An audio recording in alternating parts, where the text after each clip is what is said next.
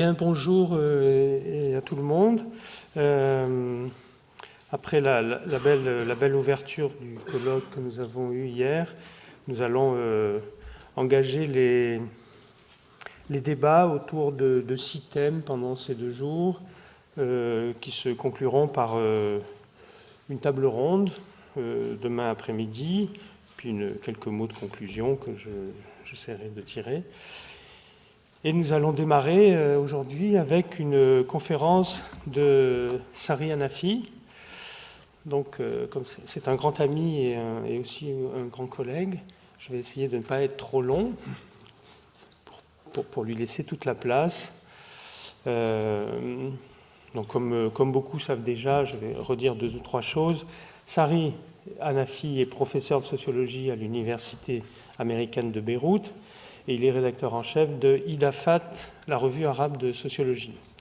Il est le vice-président de l'Association internationale de sociologie et membre du conseil d'administration de l'Arab Council of Social Science.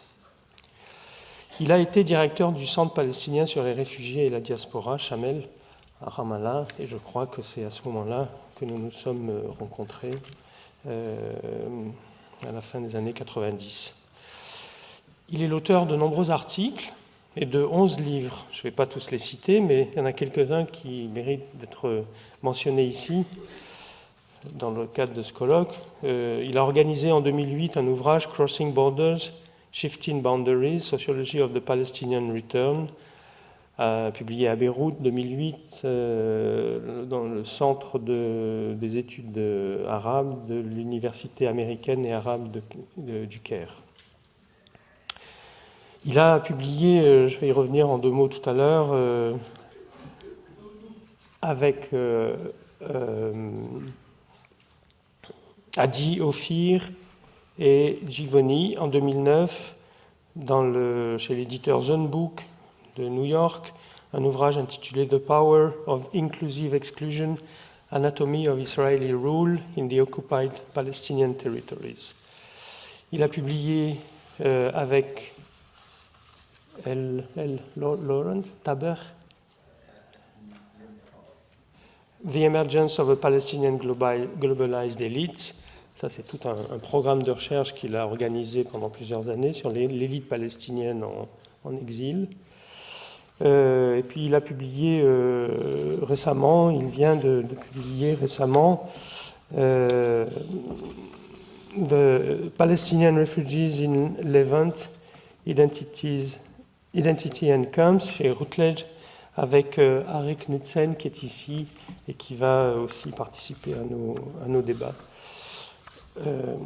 Tout cela fait que le sociologue Sari Hanafi est très concerné par le colloque, mais c'est aussi un sociologue concerné ou une personne concernée du fait de sa propre trajectoire, dont je dirais presque rien, parce qu'il y aurait déjà un roman à écrire. Il est jeune encore, il y a déjà beaucoup de choses à écrire.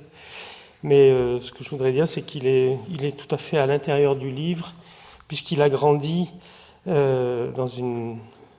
il est palestinien de naissance, il a grandi dans le camp de réfugiés palestiniens de Yarmouk, à Damas, dont vous voyez une photo et quelques analyses dans le texte de Kamel Doraï de l'ouvrage. Il a commencé par mener des études d'ingénieur civil pour faire plaisir à ses parents à l'université de Damas, et puis très tôt il a voulu s'orienter vers la sociologie, une sociologie ponctuée par un engagement politique pour les processus de paix et pour changer le monde, comme il dit, qui l'ont conduit en France, qui l'ont conduit à l'EHESS et qui l'ont conduit à la présidence de l'Union générale des étudiants palestiniens, et puis à s'engager ensuite beaucoup dans la mise en œuvre du processus d'Oslo et dans un travail tout à fait remarquable et qui a été soutenu, internationalement reconnu par de nombreux chercheurs, un travail avec des intellectuels israéliens antisionistes, excuse-moi Sari, sur la double intention de réfléchir à la mise en œuvre du processus de paix et l'organisation politique de l'après-Oslo, du processus d'Oslo, et puis aussi à mettre en œuvre une véritable collaboration internationale de chercheurs au-delà des conflits. Ce qui lui a valu, ce qui lui vaut encore une position de troublion un petit peu partout, aussi bien dans le monde pro-israélien que parfois aussi dans le monde pro-arabe. Et cet engagement et ce décentrement est remarquable dans sa trajectoire.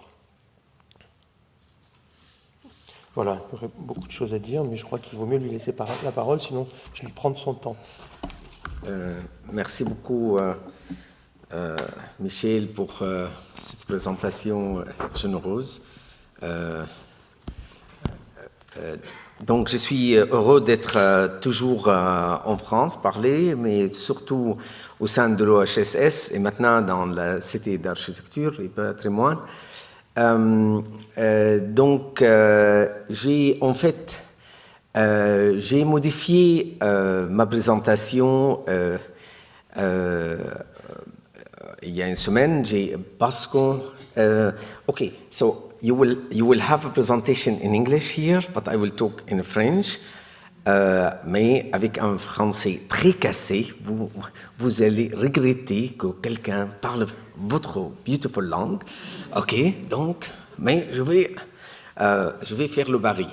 Donc, j'ai modifié parce qu'en fait, il y a un climat dans le Moyen-Orient, dans le monde arabe, je dirais d'ordre très égoïste, de dire chaque fois il y a un soulèvement, ça se passe quelque part, on dit oui, mais on va oublier Palestine, mais à cause de ça, tout ça c'est des complots, c'est les États-Unis, Israël qui voulaient que nous, et il y a ce climat qui est terrible pour moi, et pour la première fois, je le dis publiquement, je veux dire, maintenant, la trajectoire du monde arabe, c'est le moment le plus important dans l'histoire du monde arabe depuis l'indépendance. Et je pense, le Nakba, donc je m'enchaîne tout de suite de parler de la Syrie, de dire le Nakba du peuple syrien, il est aussi important que le Nakba du peuple palestinien. Donc en fait, c'est un événement d'abord local, parce qu'il ne faut pas oublier que c'est un soulèvement pour la démocratie et pour la liberté, et qui est avec un effet inattendu, il est devenu géopolitique, donc vous savez plus que moi les conséquences, qu'est-ce qui se passe maintenant en Syrie. Donc en fait, je voulais dire vraiment, il faut attendre à une crise, je veux dire que crise c'est mot moche, banal. Maintenant, j'aimerais bien utiliser, un processus suicidaire, un processus génocidaire qu'on assiste actuellement. Donc, justement, voilà qu'il va durer longtemps. Donc, en fait, je pense la crise syrienne était prise très à la légère par ce qu'on appelle la communauté internationale. Je veux dire, la France fait partie, bien sûr. Je veux dire, ceux qui n'ont pas pris la crise syrienne à la légère, seulement Iran. À mon avis, Iran, c'est l'acteur principal qui comprend parfaitement qui est l'enjeu de la démocratie et combien il est néfaste à ses intérêts dans la région. Donc, en fait, ce matin, je démarre de témoignages de mes réfugiés syriens qui dit, je l'ai entendu presque 100 fois, la vie et la mort est devenue égal pour nous. Donc, pourquoi c'est des interviews que je fais en Turquie, les gens au Liban qui se préparent d'aller au Soudan, du Soudan au Libye, de Libye prendre la mer en Italie et après rassurez-vous, pas en France, hein, parce que vous savez combien il est avare, la France, dans sa politique d'asile pour le Syrien. Très avare, 250 personnes, jusqu'à maintenant. Je veux dire, il faut... je profite que je suis en France pour dire vraiment, réveillez-vous, Français, il y a un problème majeur. Vous ne pouvez pas supporter la révolution fraternity, je ne sais pas quoi, et de prendre 250 Syriens. Je veux dire, c'est quelque chose de terrible. Donc, en fait, c'est vraiment, on a pour la première fois ce que j'ai appelé suicidal migration, j'ai appelé migrant jihadistes, mais Michael m'a dit, they will take it against you. They will say, migrants will come to do jihad in Europe. Non, donc thank you, Michel. Donc, en fait, je voulais dire vraiment, c'est de migration vraiment...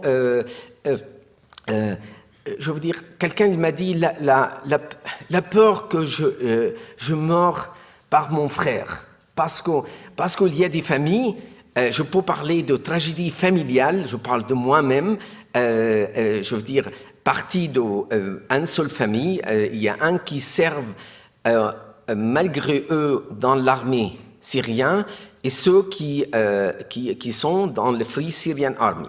Donc en fait, c'est vraiment, ça c'est voilà, c'est pourquoi il voulait m'aider. Donc en fait, ce qui est nouveau, je peux regarder ici, ce qui est nouveau et ancien ordre d'humanitaire maintenant, je peux dire d'abord la question quand versus non-quand. Et merci Michel, ce que tu as dit hier en répondant à Ashley, qu'il ne faut pas diaboliser les camps. Les camps d'émergence, souvent, ils sont extrêmement importants. C'est vraiment la forme la plus rationnelle lorsqu'on a des vagues arrivent en coup. Et moi, au Liban, je suis toujours en meeting avec le UNHCR et c'est incroyable. Et c'est la raison pour laquelle je vais passer à deuxième point de dire on a un problème de production de savoir. Et c'est ça mon projet, ce que je travaille maintenant avec un collègue de RD, Regas Arvanitis, c'est de savoir de ce qu'on appelle broken cycle between research and policy. C'est extraordinaire d'abord que du côté des décideurs libanais, il n'y a pas de recherche. La seule cuisine de décision, c'est l'armée, l'intelligence, toutes sortes d'intelligence qui sont ils ont tous, sauf l'intelligent, parce qu'ils ne sont pas basés sur la recherche. C'est des décisions souvent sécuritaires. Donc ça, c'est du côté des Libanais. Si on prend du côté de UNHCR, d'autres organisations, il fait énormément des études, mais le problème, justement, retour à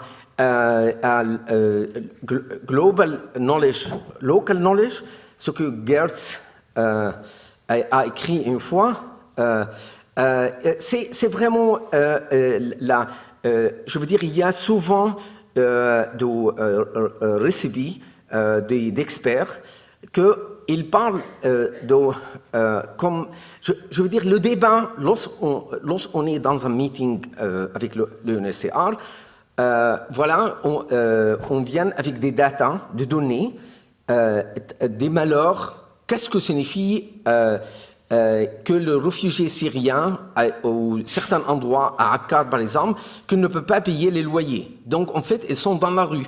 Et tout de suite, le UNHCR dit « no camps, no camps ». Alors, you tease them, a little bit, tu harcèles, alors il te dit, en fait, l'armée, il ne voulait pas les camps. Donc, en fait, c'est extraordinaire. Ici, je dis, pourquoi UNHCR, un acteur très important, que le Libanais, il ne peut pas les chasser comme ça. Pourquoi ils décident que leur interlocuteur, seulement l'armée? Pourquoi tant de recherches qui montrent l'importance de mettre les informal tented settlement into a little bit formal pour mettre un peu de school, un peu d'école, etc. Pourquoi il ne publie pas ces recherches? Pourquoi maintenant le paradigme de beaucoup d'organisations internationales, il est devenu comme les Croix-Rouges? Je veux dire, les International Organization of le Croix-Rouge qui dit nous, on ne publie pas aux journaux, etc., simplement pour garder nos contacts avec le niveau officiel. Je veux dire, malheureusement, ce paradigme, qu'il a peut-être un sens quelque part, il est devenu le modus operandi de toutes les organisations internationales, et c'est vraiment dommage. Il y a très peu, pas tous en fait. For instance, Human Rights Watch, Amnesty International, c'est vraiment, ils font des travaux sur les réfugiés extrêmement importants. J'ai vu aussi un rapport de Médecins sans frontières. Je veux dire, mais en général, il y a vraiment un problème de lien entre la recherche, le public et la police, si vous voulez. Bien sûr, je ne vais pas vous dire l'action humanitaire, Michel l'a dit hier, c'est comme proxy de l'apathie politique. On voulait faire rien pour les Syriens, donc ce qu'on peut faire,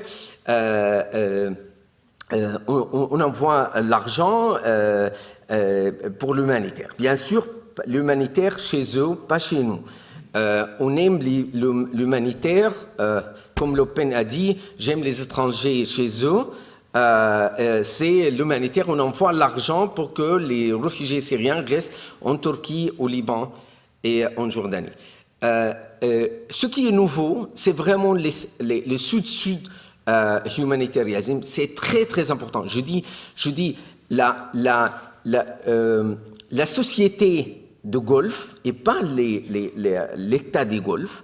Il envoie énormément d'argent pour les réfugiés. C'est vraiment, je dirais sans hésiter, que 80% de fonds pour les réfugiés vient des pays, de sociétés et de solidarité islamique et arabe.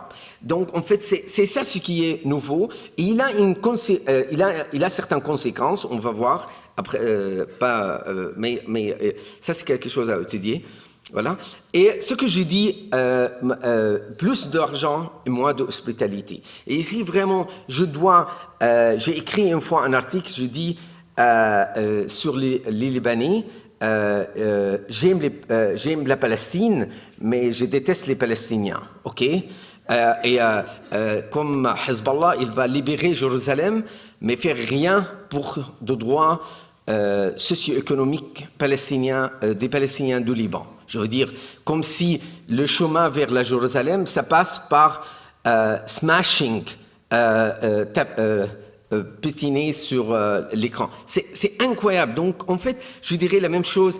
I love Syria, I hate the Syrian. Donc, c'est ça, à mon avis, il y a une réflexion à faire sur l'hospitalité. Je veux dire, l'hospitalité, il y a toujours dedans une certaine hostility, et je pense, et j'insiste là-dessus pour dire, voilà, je veux dire, la question est très complexe. Il faut toujours commencer par saluer les Libanais de recevoir 1 million de Syriens, le quart de leur population à peu près. Il faut le saluer, ça c'est un sens énorme d'hospitalité, mais on a le droit de critiquer le ministre de l'Éducation lorsqu'il a interdit les gamins syriens d'aller à l'école publique libanais. Donc en fait, il y a toujours, je veux dire, on a le droit de à la fois saluer et dénoncer. Or, le débat au Liban, chaque fois on dénonce quelque chose, même si on a commencé là, comme réciter le Coran, Bismillah ar-Rahman ar-Rahim, il faut dire toujours que c'est génial ce qu'il a fait, le Libanais, etc. Même si tu fais ça, on n'a pas le droit de montrer le part de la hostilité des côtés de certaines franges de la société libanaise. Et c'est question de classe, c'est absolument classe sociale. Ça, je veux dire, je n'ai pas le temps de parler de ça. Maintenant, si je passe à la question du camp réfugiés palestiniens, que j'ai beaucoup travaillé sur le mode de governance, sur les governmentality. D'abord, voilà, on a une autre problématique, je veux dire, moi qui est en faveur de certains camps, l'établissement de certains camps au Liban pour les Syriens pour allévier leur souffrance, moi je trouve vraiment le camp comme un espace fermé au Liban, mais pas ailleurs. Hein. Donc les camps réfugiés en Syrie, c'est des camps magnifiques jusqu'à date récente. Et on ne peut pas distinguer le camp de non-camp. Je veux dire, la Syrie a pris une décision de dire pas d'exception urbaine. Or, justement, malheureusement, au Liban, c'était toute l'exception politique de camp est transformée en exception urbaine, où vraiment est tout à fait exclu de l'urbanisation. Peut-être je ne vais pas parler beaucoup parce que j'attends Alessandro Betti de parler de ça longuement. Mais je déteste lorsque je lis certains chercheurs qui écrivent le camp comme un archive spatiale de Nakba. Je veux dire, rien ne me montre le bloodblusher que ça. Je veux dire, c'est vraiment... Qu'est-ce que c'est que ça? Je veux dire, et pour montrer au monde, pour faire le tourisme politique aux gens, pour le faire pleurer, il faut le garder dans l'état de misère. Donc c'est incroyable comme violence intellectuelle et de commissaires politiques des camps qu'on l'attend de temps en temps. Donc en fait, je suis exactement ce qu'il a dit Michel hier, il faut ouvrir les camps. Je veux dire, il ne faut pas détruire les camps. Les camps, politiquement, il a des symboles, mais il faut l'ouvrir. OK? Donc maintenant, je vais pas parler théoriquement les relations entre espace, souveraineté et pouvoir, mais je passe tout de suite de dire, voilà, je comprends, et pour comprendre qu'est-ce qui se passe dans les camps, il faut vraiment être focalien et comprendre le processus, la prise de la governmentality, il peut prendre différents niveaux. Et simplement, pour vous donner une idée, j'ai comparé les acteurs de governance dans différents lieux. On trouve par exemple en Syrie qu'il y avait un comité local, comme en fait c'est le comité local, mais c'est un comité, en fait c'est une municipalité. On n'ose pas le dire, mais parce que c'est une municipalité, c'est-à-dire le camp, il n'est pas espace d'exception. Mais en fait, c'est vraiment... Et piloté par le régime, en Jordanie, la même chose. Ok. À cause de ça, je dis, les camps, c'est espace plutôt ouvert. Bien sûr, il y a... à un moment donné, il y avait un peu de troubles dans les camps, donc on a créé les comités de développement pour la Syrie. Après, c'est les partis islamiques, il s'appelle Islamic Work Front, et il est très, très actif dans les camps en Jordanie. Et bien sûr, il y a Hamas dans les deux côtés, très important. et de réseaux familiales c'est de tribus, si vous voulez, que en fait ils ont des diwan, ils ont des où ils se réunissent, donc ça joue sur les pouvoirs. Si on prend la Cisjordanie, voilà, on a un Popular Committee qui est dans les deux côtés. Non, d'abord en Cisjordanie, il y a un comité populaire qui est aussi en bonne relation avec l'autorité nationale palestinienne, mais il n'a pas beaucoup de moyens, donc à cause de ça, il n'est pas beaucoup de légitimité locale.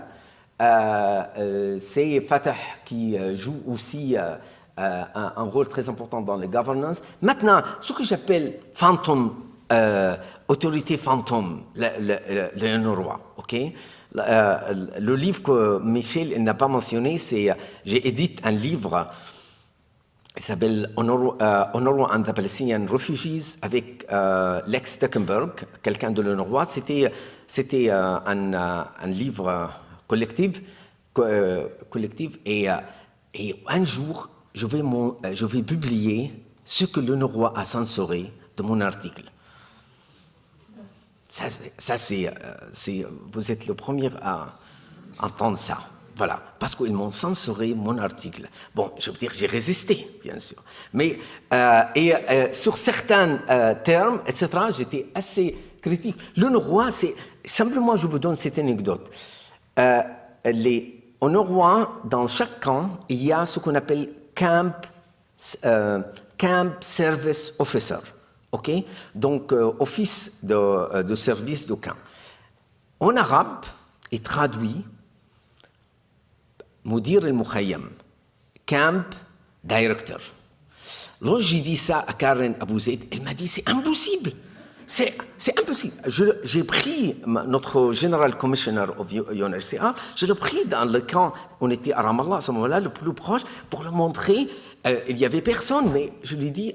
alors il a pris des photos, il était scandalisé. Et bien sûr, il lui a convaincu, c'est très important pour l'autorité de l'UNRWA d'écrire « Director » et non pas « Service Officer ».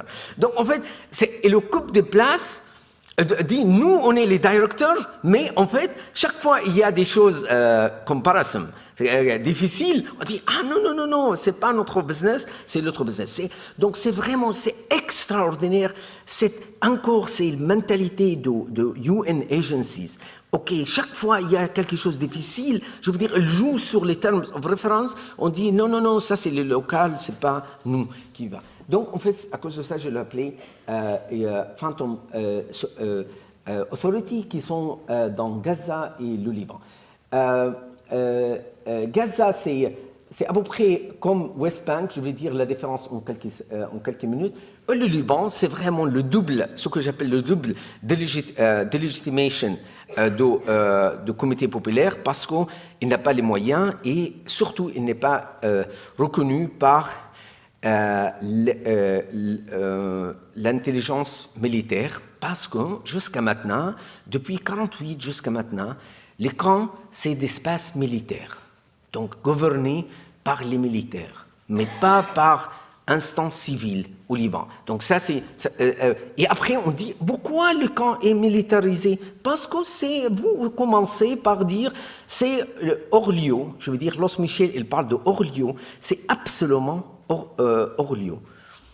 Et voilà, et je peux en parler. Maintenant, pour aller vite, je vais signaler deux exceptions. Au Gaza, je veux dire, les gens, tous les débats en Cisjordanie en disant les camps comme espace d'exception. Nous, acteurs, ce n'est pas le souverain qui va instaurer l'espace d'exception à notre camp, à la Agamben, mais nous, on voulait l'espace d'exception, on ne voulait pas d'élection, on ne voulait pas de municipalité, bien sûr. Pourquoi? Parce qu'il y a certaines élites, commissaires politiques, qui veulent être là sans élection. En Gaza, ils ont cassé ça. Les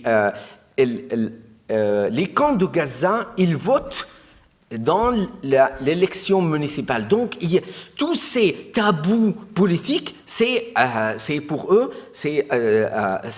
ils ont compris très bien qu'en fait, si on voulait de projets de développement pour notre camp, il faut qu'on soit partie de faire le lobbying dans les municipalités de Gaza, de Khan Younes, de Rafah, etc.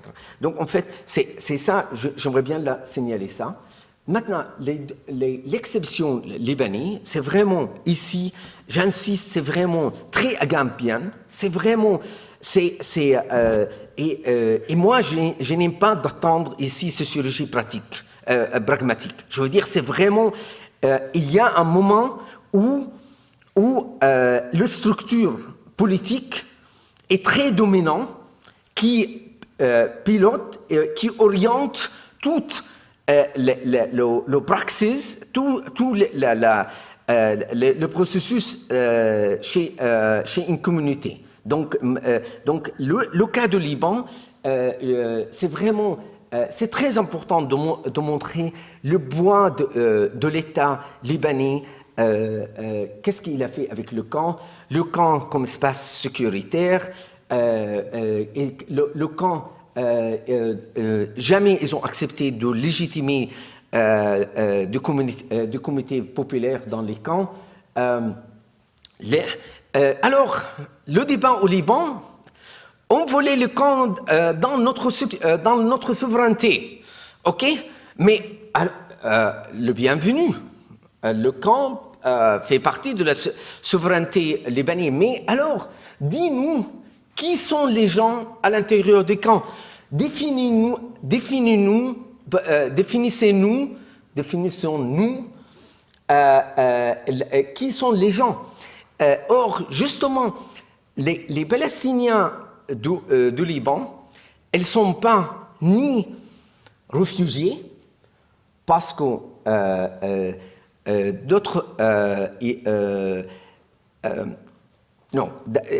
je vais commencer. Ils ne sont pas étrangers, parce que les étrangers, ils ont le droit de travailler. Je suis français au Liban, j'ai le droit de travailler. Mais si je le montre, mon document de voyage palestinien syrien, je n'ai pas le droit de travailler. Si je suis palestinien du Liban, que je suis au Liban depuis 3 générations, je n'ai pas le droit de travailler. Si vous venez un jour, vous aurez tout de suite le droit de travailler. Donc, ils sont pas... et il n'a pas le droit d'acheter de propriété, donc, alors que vous avez comme étranger le droit. Donc en fait, ils ne sont pas étrangers. Et en fait, ils ne sont pas réfugiés parce que le Liban, il n'applique pas les conventions de 51 de réfugiés sur eux. Donc en fait, le sujet, je veux dire, et si vous voulez de souveraineté, il faut déterminer quel sujet ils sont. Donc, en fait, les Libanais, l'autorité libanaise, ils jouent sur l'illégal et la politique. Je veux dire, si l'illégal n'est pas suffisant, ils réfèrent à la politique, etc. Donc, brièvement, je vais parler de 4 modes de gouvernance qui existent, surtout ces 3, jamais les 4, mais je vais dire, on n'a pas de solution tant qu'on n'utilise pas le 4e. Voilà. Donc, voilà. Donc, si on regarde cette graphe schématique, en fait, je veux dire, il y avait beaucoup de... on a parlé beaucoup dans le niveau politique qu'on va changer les camps. Depuis la destruction du camp de Nahr-el-Bared. Donc en fait, je vais décrire comment était le mode de gouvernance avant la destruction et après, qu'est-ce que l'État a préparé comme mode de gouvernance. Donc avant les modes de gouvernance, à mon avis, était, je veux dire, c'est vraiment extrêmement, j'ai trouvé les schémas théoriques de Michel Foucaultien, extrêmement powerful, de dire il voulait en fait inclure le réfugié comme territoire, parler de souveraineté sur tous les territoires libanais, mais exclure la population. Donc en fait, il y a une séparation entre territoire et population, donc inclusion, exclusion, et en fait, ce qui va faciliter. Et pour faciliter ça, on va utiliser le camp comme espace d'exception. Et espace d'exception parce que c'est très important et je l'ai compris lorsque j'ai lu le livre d'Alessandro Petit. Il est en italien, donc ne me dis pas comment j'ai compris l'italien, mais je l'ai lu. Et Alessandro, dans son livre Enclaves et Archipelagio, I think like this, il montre comment le passage de l'état d'exception à espèce d'exception. Je veux dire, l'enclave, je veux dire, spécialiser l'État, parce que l'État ne peut plus faire l'état d'exception partout, mais il va créer de plus en plus d'enclaves pour faciliter le mouvement entre les îlots civilisés, l'archipelago. Donc en fait c'est et bien sûr, j'ai déjà dit qu'est-ce que c'est le sovereign power les phantom power de Honorois, etc., comment ça se passe, donc je vais passer. Et c'est vraiment, ce qui est très intéressant, c'est vraiment, on lit Foucault sur l'hébreu, les colonies de l'hébreu, c'est exactement les camps, l'autorité libanaise le dit, on s'en fout qu'est-ce qui se passe là-bas, ce qu'on fait, il y aura des soldats qui encerclent les camps, et on s'en fout qu'est-ce qui se passe dedans. Et on ne va même pas penser les sewage systems, l'ego de l'eau où il va. Et c'est ça, je veux dire, c'est littéralement ça. Un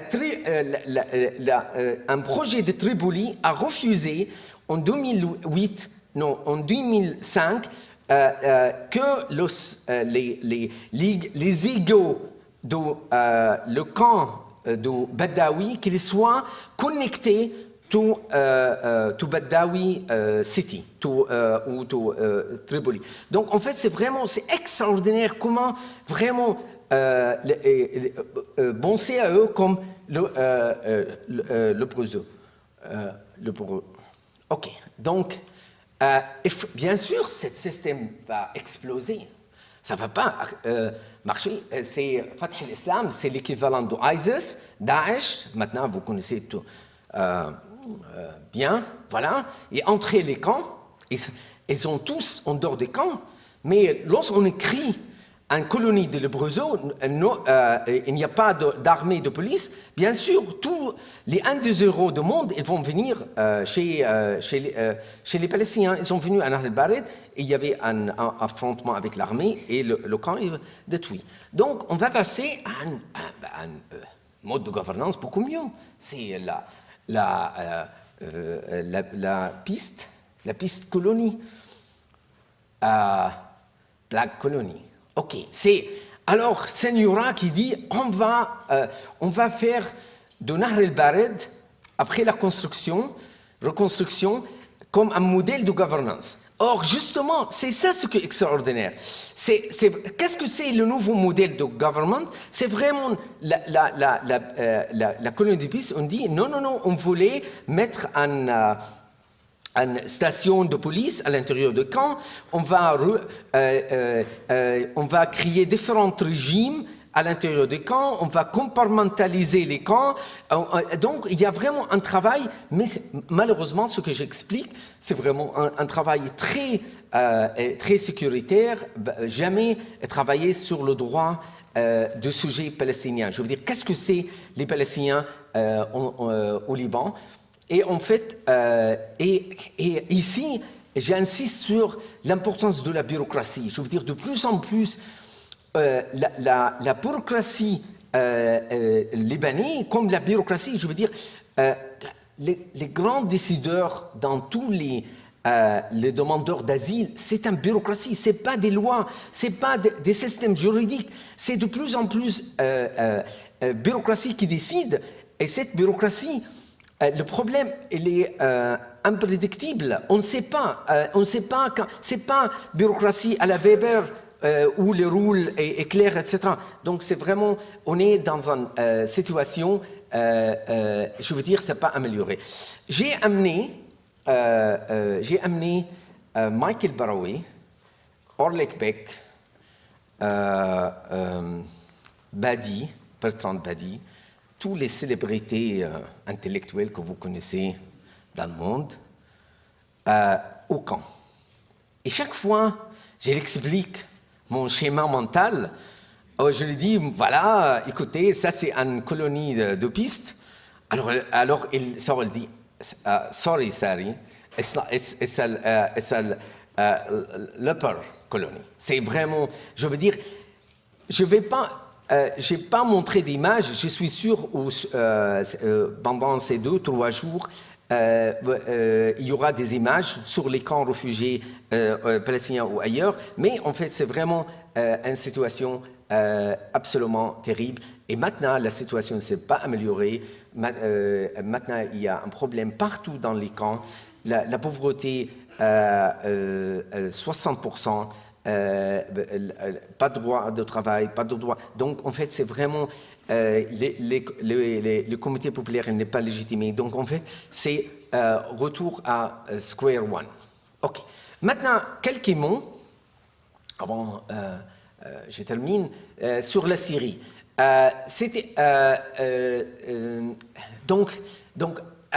Vraiment, la Syrie a fait le camp comme un espace urbain normal. Je veux dire, rien, je défie tout. Moi, je suis originaire du camp du Yarmouk, je connais très bien. Chaque fois, des gens, ils viennent me visiter, surtout de Liban ou de Jordanie, il vient en disant, il arrive chez moi au Yarmouk, il dit, mais on est arrivé, mais où les camps? J'ai dit, il n'y a pas de camp. Les camps, ils s'appellent camps, mais il n'y a pas de camp. Donc, en fait, c'est vraiment... Et c'est ça, à mon avis, c'est ça ce qu'il faut faire le camp. Le camp, il ne faut pas qu'il soit urbanement distingué de l'encamp. C'est ça, je veux dire, l'appel de 21st century, à la place de l'appel de Ishil Pembe, he is more silver than me, okay? So I will challenge him. Il faut ouvrir le camp, mais pas détruire les camps. Et donc c'était une sorte, un petit exclusion pour les Palestiniens, c'est de dire on ne va pas vous donner les citoyennetés. Donc en fait, c'est-à-dire les malheurs palestiniens de la Syrie, ils n'ont jamais allé voter. Et tant mieux, parce que no matter what you vote, you will have the same man or his son. OK? Donc, en fait, c'est vraiment... Mais ce que je veux dire, je termine par là, de dire que, en fait, la situation de camp du Yarmouk maintenant, ça me rappelle extrêmement bien l'article de Hannah Arendt. Son ghost hier était présent, et j'aimerais bien que Hannah Arendt soit présente, son ghost maintenant, parler des Juifs qui sont 150% germains, allemands, 150% autrichiens, 150% suisses, et pourtant, il était, à un moment donné, était le beau commissaire. Et c'est ça dans un système autoritaire où on cherche toujours la Libye ailleurs. Okay? Et c'est exactement ce que se passait. Je veux dire, le camp...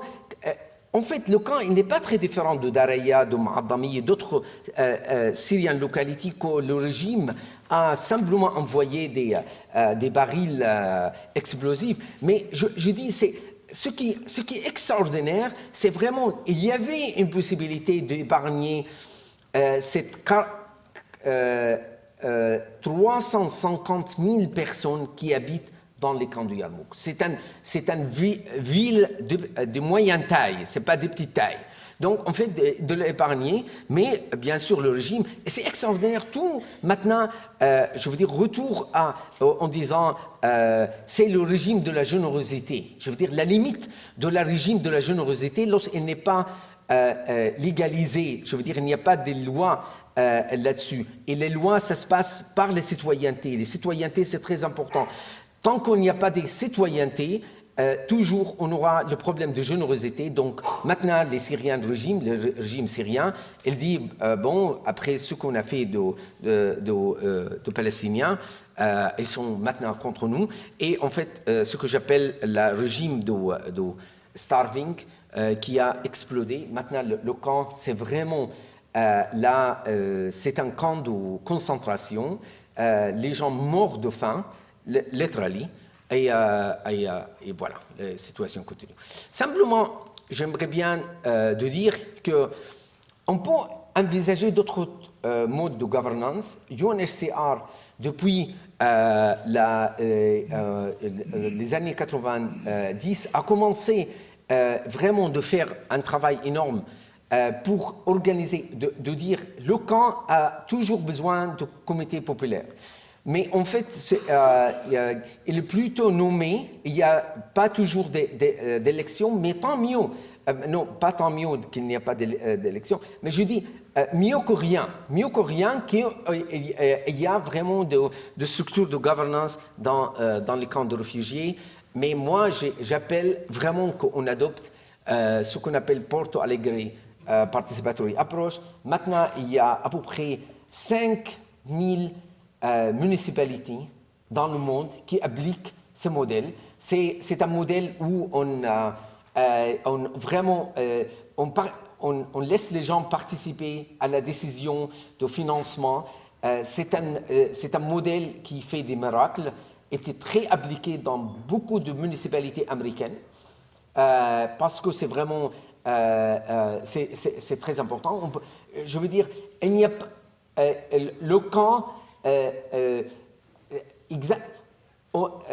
veux dire, ce qui est extraordinaire, presque beaucoup de débats dans les journaux sur les camps, c'est vraiment un débat, pas sur les gens, c'est un débat, je veux dire, sur les frontières de ces camps, qu'est-ce qu'on va faire avec la souveraineté, mais jamais de réfléchir les gens, je veux dire, surtout ceux qui vivent de façon durable, comme les Palestiniens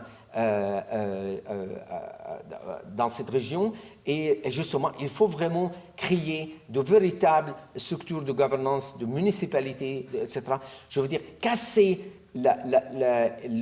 l'urbanité comme quelque chose d'exceptionnel. Merci beaucoup.